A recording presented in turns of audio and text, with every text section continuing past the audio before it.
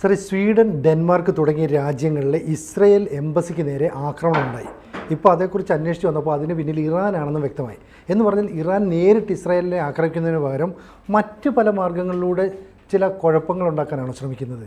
ഇത് യൂറോപ്പിലെ രാജ്യങ്ങളാണല്ലോ, അപ്പോൾ അവിടെയും ടാർഗറ്റ് ചെയ്യുക ഇസ്രയേൽ ഇറാൻ എന്നുള്ളതാണ് ഇതിൽ നിന്ന് മനസ്സിലാക്കുന്നത്. ഇപ്പോൾ സ്വീഡനിലും ഡെൻമാർക്കിലും ആക്രമണങ്ങൾ ഉണ്ടായത് ചൊവ്വാഴ്ചയും ബുധനാഴ്ചയായിട്ടാണ്. അതിൽ ഈ കോപ്പൻഹേഗനിൽ ഡെൻമാർക്കിൻ്റെ തലസ്ഥാനം എംബസിയുടെ അടുത്ത് 2 സ്ഫോടനങ്ങൾ ഉണ്ടായി. അത് എംബസിയുടെ വളപ്പിൽ ആണ് ഉണ്ടായത്.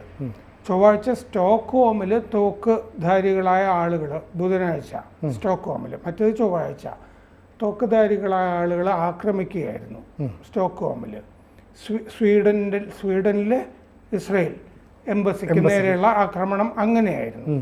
ഇത് ഈ ഇറാൻ്റെ രീതിയാണ് ഇത്തരം ആക്രമണങ്ങൾ എന്നിപ്പോൾ പറഞ്ഞിരിക്കുന്നത്. സ്വീഡിഷ് ഇൻ്റലിജൻസ്, അതിൻ്റെ പേര് സാപ്പോ എന്നാണ്, ചാരസംഘടനയുടെ. ഈ സാപ്പോയുടെ മേധാവി ഫ്രെഡറിക് ഹാൾസ്റ്റോം, അദ്ദേഹമാണ് പറഞ്ഞിരിക്കുന്നത് ഇത് ചെയ്തിരിക്കുന്നത് 2 സ്ഥലത്തും ഇറാനാണ്.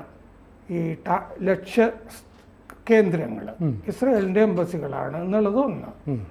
പിന്നെ ഈ ചെയ്തു വച്ചിരിക്കുന്ന രീതി, ഇത് രണ്ടും വെച്ചിട്ട് ഇത് ഇറാന് ആകാൻ സാധ്യതയുള്ളൂ എന്ന് ഈ ചാരസംഘടനയുടെ മേധാവി സ്വീഡൻ്റെ പറഞ്ഞിട്ടുണ്ട്. ഇത്തരം ആക്രമണങ്ങളൊക്കെ ഇന്ത്യ, അർജന്റീന, ജോർജിയ എന്നിവിടങ്ങളിലൊക്കെ നേരത്തെ നടന്നതായിട്ടും അദ്ദേഹം പറഞ്ഞിട്ടുണ്ട്. അപ്പോൾ ഈ ഹാൾസ്റ്റോം പറഞ്ഞ ഉദാഹരണം എന്താണെന്ന് വെച്ചാൽ കഴിഞ്ഞ മേയിൽ ഇറാൻ ഒരു സ്വീഡിഷ് ക്രിമിനൽ ഗാങ്ങിനെ ഇതിനു വേണ്ടി റിക്രൂട്ട് ചെയ്തിരുന്നു ഏതാനും മാസം മുമ്പ്. ഇങ്ങനെ ഇസ്രയേലിൻ്റെ താല്പര്യ കേന്ദ്രങ്ങൾ, ജൂത കേന്ദ്രങ്ങൾ, ജൂതന്മാരുടെ കച്ചവട സ്ഥാപനങ്ങൾ, ബാങ്കുകൾ, ഇങ്ങനത്തെ സംഗതിയൊക്കെ യൂറോപ്പിൽ ആക്രമിക്കാൻ വേണ്ടിയിട്ട് ഈ കഴിഞ്ഞ മേയിൽ ഇറാൻ ഒരു ക്രിമിനൽ സംഘത്തിനെ റിക്രൂട്ട് ചെയ്തിരുന്നു. ആ 2 സംഘങ്ങളുണ്ട് അങ്ങനെ ക്രിമിനൽ സംഘങ്ങൾ അവിടെ സ്വീഡനിൽ. ഫോക്സ് ട്രോട്ട് എന്നാണ് ഒരെണ്ണത്തിൻ്റെ പേര്, മറ്റേതിൻ്റെ പേര് റംബ. ഈ ഫോക്സ് ട്രോട്ട് എന്ന് പറഞ്ഞ സംഘത്തിൽ നിന്ന് തന്നെ തർക്കിച്ച് പിരിഞ്ഞു പോയ ഒരാളുണ്ടാക്കിയതാണ് ഈ റംബ എന്ന് പറയുന്ന സംഘം.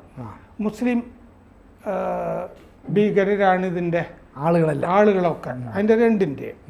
അപ്പോൾ ഇറാൻ റെവല്യൂഷണറി ഗാർഡ്സ് ഉണ്ടല്ലോ, IRCG, അവർ ആണിത് ഇവരെ വാടകയ്ക്ക് എടുത്തിരിക്കുന്നത് എന്നാണ് ഈ സ്വീഡൻ്റെ ചാരമേധാവി പറയുന്നത്. മൊസാദും ഇത് ശരിവെച്ചിട്ടുണ്ട്, ഈ സംഘങ്ങൾ ചെയ്തതായിരിക്കും ഇറാൻ വാടകയ്ക്കെടുത്ത സംഘങ്ങൾ എന്നുള്ളത്.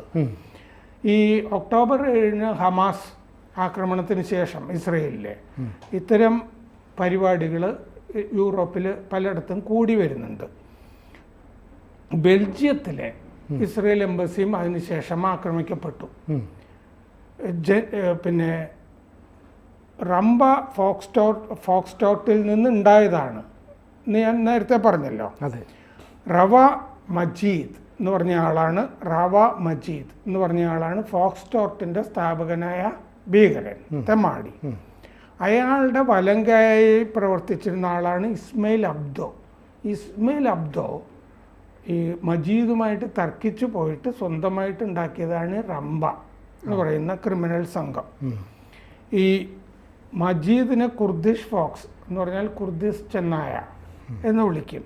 അബ്ദോയെ സ്ട്രോബെറി, അതൊരു പഴമാണ്, സ്ട്രോബെറി എന്നും വിളിക്കും. അബ്ദോ മജീദിൻ്റെ ഈ പറഞ്ഞ പോലെ വലിയ സഹായി ആയിട്ട് നടന്നിരുന്ന ആളാണ്. തർക്കിച്ചിട്ട് ശണ്ട കൂടി മാറിയതാണ്. കഴിഞ്ഞ കൊല്ലം, ഈ ശണ്ടയ്ക്ക് ശേഷം കഴിഞ്ഞ കൊല്ലം അബ്ദോയുടെ ഉമ്മയെ ഈ സ്വീഡനിലെ ഉപ്സാല എന്ന് പറഞ്ഞ സ്ഥലത്ത്, നഗരത്തിൽ കൊന്നു. മജീദിൻ്റെ ഗാങ്ങാണ് കൊന്നത്. ഉമ്മയെ കൊല്ലുക എന്നൊക്കെ പറഞ്ഞാൽ എന്ത് ക്രൂരമായ പരിപാടിയാണ്. ഒരാൾ ശത്രുവായി, പക്ഷെ ശത്രുവിനെ കൊല്ലുന്നതിന് പകരം ശത്രുവിൻ്റെ ഉമ്മയെ കൊല്ലുക എന്ന് പറയുന്നത് അത് മജീദാണ് കൊന്നതെന്നാണ് വിശ്വസിക്കപ്പെടുന്നത്. കഴിഞ്ഞ കൊല്ലം അബ്ദോ തുർക്കിയിൽ അപ്പോൾ ഇതിന് പകരം വീട്ടണമല്ലോ ഉമ്മയുടെ കൊലയ്ക്ക്. പുള്ളി എന്ത് ചെയ്തെന്ന് വെച്ച് കഴിഞ്ഞാൽ അബ്ദോ പോയിട്ട് തുർക്കിയിൽ ചെന്നിട്ട് മജീദിൻ്റെ ഒരു തുർക്കിയിലെ സഹായിയെ വകവരുത്തി. ഇരുവരും ഇപ്പോൾ സ്വീഡനിലില്ല. ഈ മജീദും ഇല്ല, അബ്ദോയും ഇല്ല. മജീദ് ഇറാനിലാണുള്ളത്. പക്ഷെ ഗാങ്ങുകാർ ഇവിടെ കാണുമല്ലോ സ്വീഡനിൽ, അവിടെ നിന്ന് ഓപ്പറേറ്റ് ചെയ്താൽ മതി, എളുപ്പമുണ്ട്. മജീദ് ഇറാനിൽ, അബ്ദോ തുർക്കിയിലാണ്. മജീദ് ഇറാനിൽ എത്തുന്നതിന് മുമ്പ് തുർക്കി വഴിയാണ് പോയത്. ഈ മജീദ് തുർക്കിയിൽ പൗരത്വത്തിന് ശ്രമിച്ചു. അത് കഴിഞ്ഞാണ് ഇറാനിലൊക്കെ എത്തിയത്. ഈ തുർക്കിയിൽ പൗരത്വം കിട്ടിയുള്ള ഗുണം എന്താണെന്ന് വെച്ച് കഴിഞ്ഞാൽ ഈ മറ്റ് രാജ്യങ്ങളുമായിട്ട് എക്സ്ട്രഡീഷൻ ട്രീറ്റി ഇല്ല, കൈമാറ്റം ചെയ്യുന്ന ഉടമ്പടിയൊന്നുമില്ല. അപ്പോൾ അവർ ഒരു രാജ്യം ആവശ്യപ്പെട്ട് കഴിഞ്ഞാൽ തിരിച്ചു കൊടുക്കുന്ന പരിപാടിയൊന്നും തുർക്കിക്കില്ല. അതുകൊണ്ടാണ് അവിടെ പോയി കഴിയാമെന്നൊക്കെ അയാൾ പ്രതീക്ഷിച്ചത്. അത് അയാൾ പരസ്യമായിട്ട് പറയുകയും ചെയ്തിട്ടുണ്ട്. ഞാൻ ബുദ്ധിപരമായിട്ട് എൻ്റെ നീങ്ങിയതെന്നൊക്കെ പറഞ്ഞിരുന്നു. ഇതുപോലെ ജർമ്മനിയിൽ റാമിയ യക്ട പ്രാസ്റ്റ് എന്ന് പറഞ്ഞൊരാളും ഉണ്ട്. ഇറാന് വേണ്ടി കാര്യങ്ങൾ ചെയ്യുന്ന ഒരാൾ ജർമ്മനിയിൽ. 2022 നവംബറിൽ അയാൾ ജർമ്മനി വിട്ടു. ബെർലിനും ടെഹ്റാനും ഈ കൈമാറ്റ ഉടമ്പടി ഇല്ല. ബെർലിനും മറ്റേ ടെഹ്റാനും, ഇറാനും ജർമ്മനിയും തമ്മിൽ ഈ ഉടമ്പടിയില്ല. അതുകൊണ്ടാണ് അവിടെ അയാൾ ജീവിച്ചു പോയത്. അയാൾ എന്ത് ചെയ്തു എന്ന് വെച്ചാൽ അടുത്ത കാലത്ത് ഈ വർഷം ടെഹ്റാനിൽ മറ്റേ മൊസാദ് ഇറാനിൽ പോയിട്ട് ഈ റാമിയ യക്ത പ്രാസ്ത് എന്ന് പറഞ്ഞ ജർമ്മനിയിൽ ഇറാന് വേണ്ടി കാര്യങ്ങൾ ചെയ്തിരുന്ന ആളെ വിഷം കൊടുത്ത് കൊന്നു എന്ന് റിപ്പോർട്ടുണ്ട് മൊസാദ്. ഈ കൊല്ലം അയാളുടെ കഥ കഴിഞ്ഞു. ഇനി 2 ബാക്കിയുണ്ട്. മജീദും അബ്ദോയും ബാക്കിയുണ്ട്. അവരെയും മൊസാദ് താമസിയാതെ കൈകാര്യം ചെയ്തോളുമായിരിക്കും. ഈ സ്വീഡനിലെ ഒരു TV SUT എന്ന് പറഞ്ഞ TV റിപ്പോർട്ട് ചെയ്തിരുന്നു ഈ 2 ആക്രമണവും സ്വീഡനിലും ഡെൻമാർക്കിലും നടന്നത്. അത് സ്വീഡിഷ് ക്രിമിനൽ സംഘം ഫോക്സ്ട്രോട്ടാണ് ചെയ്തതെന്ന് ആ TVയും റിപ്പോർട്ട് ചെയ്തിരുന്നു. ഇറാൻ പറഞ്ഞിട്ടാണ് ചെയ്തതെന്ന് അവർ പറഞ്ഞിരുന്നു. ഡെൻമാർക്കിൽ 2 സ്വീഡിഷുകാരെ ഇത് ചെയ്തതിൻ്റെ പേരിൽ അറസ്റ്റ് ചെയ്തിട്ടുണ്ട്. 16-19 വയസ്സുള്ള പിള്ളേരാണ് അറസ്റ്റിലായിട്ടിരിക്കുന്നത്. ഈ ഗാങ്ങിലൊക്കെ പുതുതായിട്ട് ചേർന്ന പിള്ളേർക്കൊരു ടാസ്ക് കൊടുത്തായിരിക്കും. 2023 ഒക്ടോബറിന് ശേഷം, ആ ഹമാസ് ആക്രമണത്തിന് ശേഷം സ്വീഡനിൽ ഇസ്രായേൽ കേന്ദ്രങ്ങൾക്കെതിരെ വ്യാപകമായി ആക്രമണങ്ങൾ നടക്കുന്നുണ്ട്. ഈ ഫെബ്രുവരിയിൽ ഗ്രനേഡ് ഈ മറ്റേ എംബസിയുടെ വളപ്പിൽ ഗ്രനേഡ് ആക്രമണം നടന്നതായിട്ട് റിപ്പോർട്ടുകളുണ്ട്. മെയ്യിൽ എംബസിയുടെ പുറത്ത് ഈ വെടിയൊച്ചകൾ കേട്ടിരുന്നു, വെടിവയ്പ്പൊക്കെ നടന്നിരുന്നു. ജൂത കേന്ദ്രങ്ങളിലൊക്കെ സുരക്ഷയും കൊടുത്തിട്ടുണ്ട്.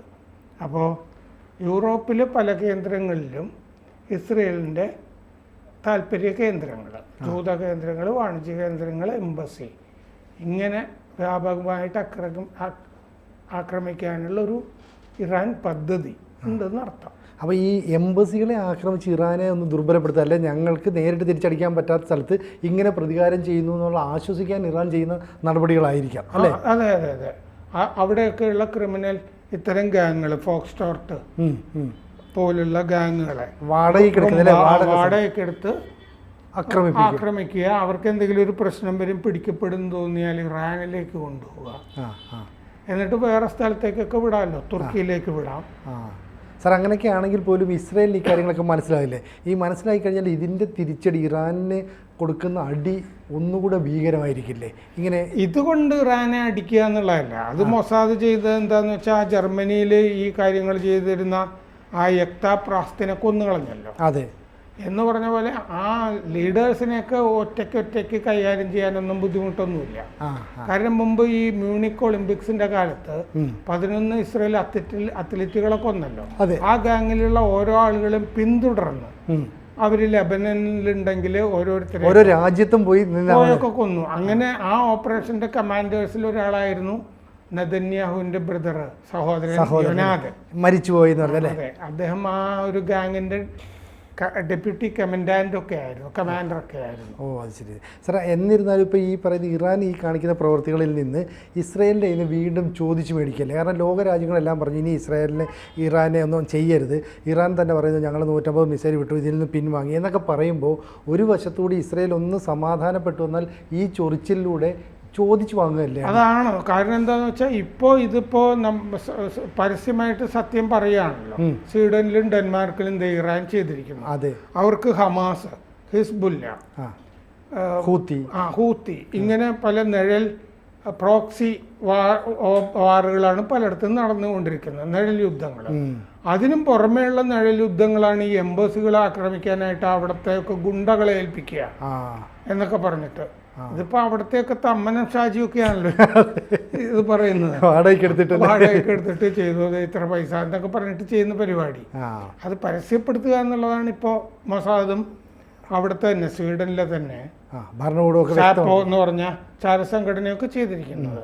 അത് മാത്രമല്ല സാർ, ഒരു എംബസി ആക്രമിക്കുമ്പോൾ അതാത് രാജ്യങ്ങൾ സത്യത്തിൽ റിയാക്ട് ചെയ്യേണ്ടതല്ലേ? അത് ചെയ്യേണ്ടതാണ്. എന്താണെന്ന് വെച്ചാൽ ഇപ്പം ഇന്ത്യയിലെ ഈ ഡൽഹിയിൽ പല സ്ഥലത്തും ഇരിക്കുന്ന എംബസിയില്ലേ, ആ എംബസിയുടെ സ്ഥലങ്ങൾ അവരുടെ ഓട്ടോണമസ് സ്ഥലമായിട്ടാണ് കരുതുന്നത്, അവരുടെ സ്വതന്ത്ര മേഖലയായിട്ട്, രാജ്യമായിട്ട് ദേശീയത ഉയർത്താം അല്ലേ? അതെ അതെ, അങ്ങനെ മേഖലയായിട്ടാണ് കരുതുന്നത്. അപ്പം അതുകൊണ്ട് സാധാരണഗതിയിൽ അതത് രാജ്യങ്ങൾ, സ്വീഡനിലാണെങ്കിൽ സ്വീഡൻ, ഡെൻമാർക്കിലാണെങ്കിൽ ഡെൻമാർക്ക്, അവർ സുരക്ഷ കൊടുക്കണം, അവരുടെ ജോലിയാണത്. പക്ഷേ ഈ അത്തരം സ്ഥലങ്ങൾ എന്തായാലും വലിയ സുരക്ഷകൾ കൊടുത്ത് ആക്രമണങ്ങളിൽ നിന്ന് രക്ഷപ്പെടുത്തേണ്ടത് അതത് രാജ്യങ്ങളുടെ ജോലിയാണ്. നമ്മൾ കാണുന്നത് എന്താണെന്ന് വെച്ചാൽ ഈ ഉപരോധങ്ങളിൽ, ഇറാനെതിരായ ഉപരോധങ്ങളിൽ ഈ യൂറോപ്യൻ രാജ്യങ്ങളും ഒക്കെ ഉണ്ടല്ലോ, അമേരിക്കയുടെ കൂടെ. അപ്പോൾ അത്തരം സ്ഥലങ്ങളും കൂടിയൊക്കെ ഈ നമ്മുടെ നാട്ടുകാരെ സന്തോഷിപ്പിക്കുക എന്ന് ഗവൺമെന്റ് വിചാരിക്കുന്നതായിരിക്കും. ഇത് തിരിച്ചടി കിട്ടും എന്നുള്ളത് ചിന്തിക്കുന്നില്ല. കാരണം അവരുടെ ഒരു പ്രത്യയശാസ്ത്രം അങ്ങനെയാണ്, ഹിംസയുടെ പ്രത്യയശാസ്ത്രമാണ്. അതങ്ങനെ നടക്കട്ടെ എന്ന് വിചാരിച്ചിട്ട് ചെയ്യുകയാണ്. അത് കൂടുതലായിട്ട് കിട്ടും. കാരണം മൊസാദ് എന്ന് പറഞ്ഞ സംഘടന തന്നെ ഈ വിദേശ ഓപ്പറേഷൻസിന് വേണ്ടിയുള്ളതാണ്. ഇപ്പോൾ അവർ ഓപ്പറേഷൻസ് തുടങ്ങിയതുകൊണ്ടും കൂടിയായിരിക്കുമല്ലോ ഇപ്പോൾ ഈ പറഞ്ഞ രണ്ടുപേരും ഈ ക്രിമിനൽ ഗ്യാങ്ങിന്റെ നേതാക്കൾ അവിടെ ഇല്ല. അവർക്ക് പലായനം ചെയ്യേണ്ടി വന്നല്ലോ. തീർത്തുകളയും എന്നുള്ള ഉറപ്പുണ്ട്. അതുകൊണ്ടാണ്, ആരാണ് എന്താണെന്ന് മനസ്സിലായി. ആ ഗാങ്ങിനെ തന്നെ നശിപ്പിക്കും. ഇനിയിപ്പോൾ ഈ ഫോക്സ് മറ്റേ റംബ അതിനൊന്നും അവിടെ പ്രവർത്തിക്കാൻ കഴിയുമെന്ന് എനിക്ക് തോന്നുന്നില്ല. എന്തായാലും ഇസ്രായേലും മൊസാദും എന്തായിരിക്കും കാണിച്ചു കൂട്ടുക എന്നുള്ളത് നമുക്ക് കാണാം അല്ലേ? കൂടുതൽ വാർത്തകളും വിശേഷങ്ങളും നിങ്ങളിലേക്ക് എത്താൻ ABC മലയാളം സബ്സ്ക്രൈബ് ചെയ്യുക, ബെൽ ബട്ടണും അമർത്തുക.